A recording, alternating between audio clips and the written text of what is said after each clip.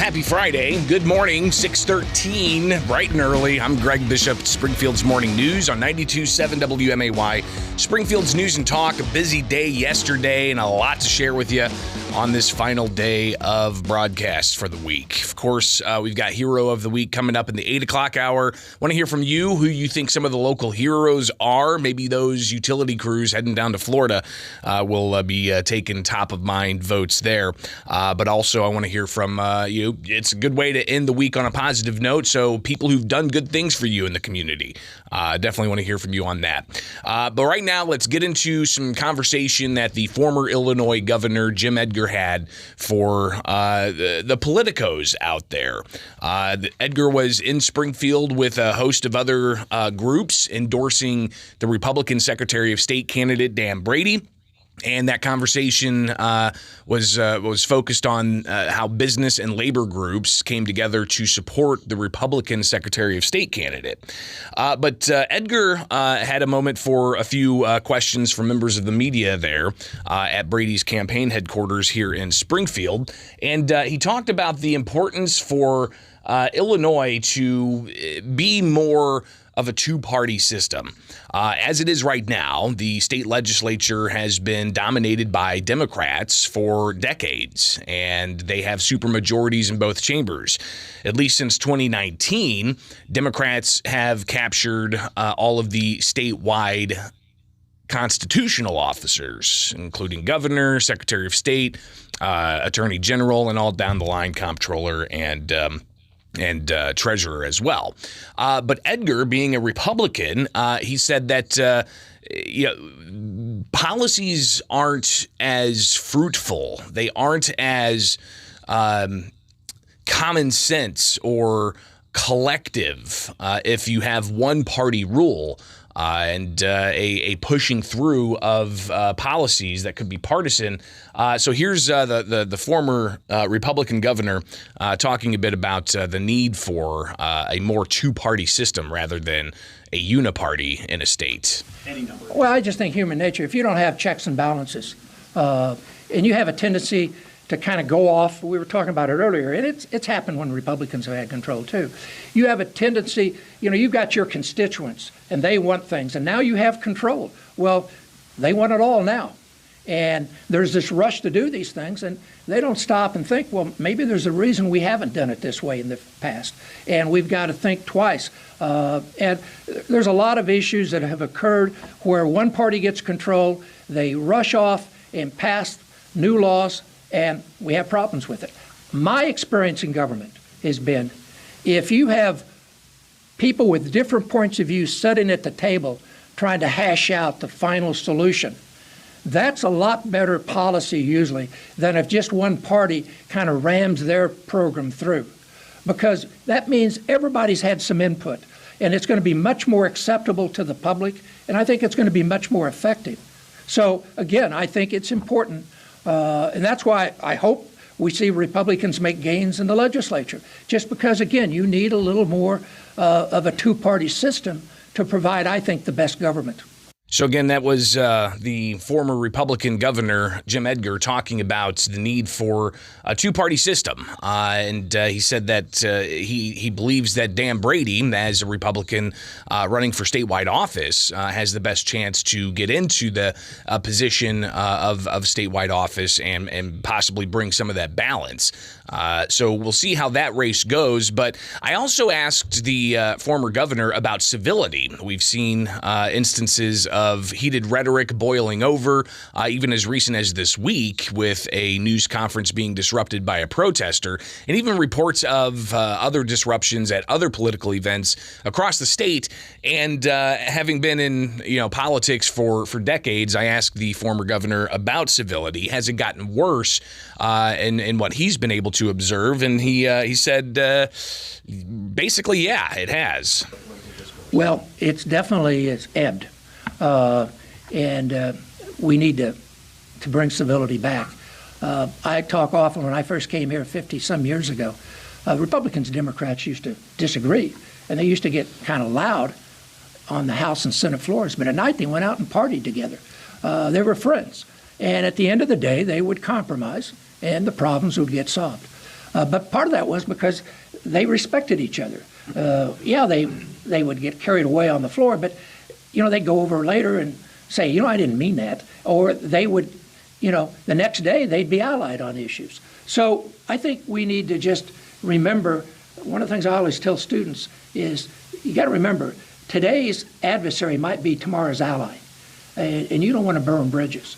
And so we need to recognize that we might need them. And also the other thing is to respect other points of view. I grew up in Charleston, Illinois.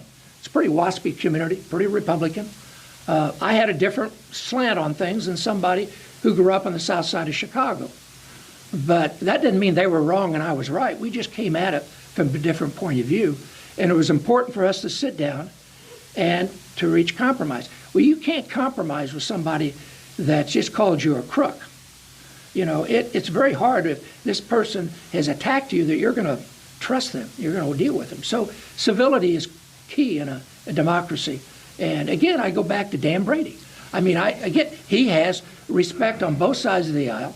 He is not someone who yells and calls people's names. He may disagree with someone, but the next day he might be agreeing with them and working with them. So again, that is the kind of people we need in elected office. And that's why I'm excited that Dan's our candidate for Secretary of State. Again, that's former Illinois Governor Jim Edgar talking about civility and also talking about the need for a true two-party system in the state of Illinois.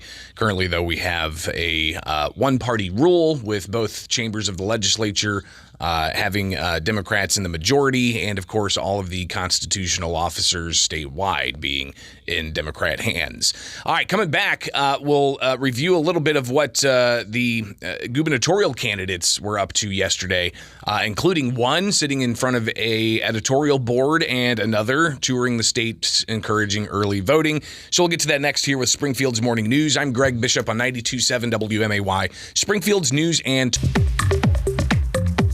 There we go. Turn the mic up.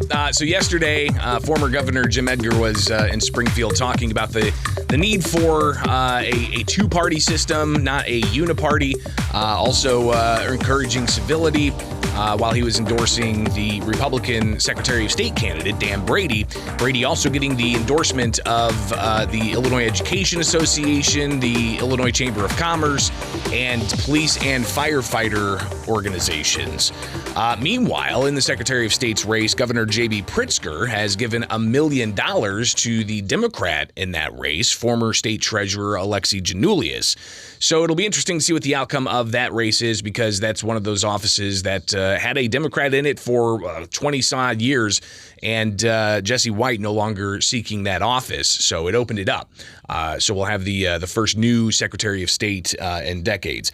But you also had the other candidates for statewide office, incumbent Governor J.B. Pritzker and the Republican state senator looking to take that office from Pritzker across the state. Pritzker traveled from Chicago to Springfield to the Metro East area yesterday, encouraging early voting. His opponent, Darren Bailey, was at the Chicago Tribune editorial board, and Governor J.B. Pritzker was invited to that same event, but he decided to not take part in that, and he was asked about it yesterday when he stopped at the county building here in Springfield, encouraging early voting.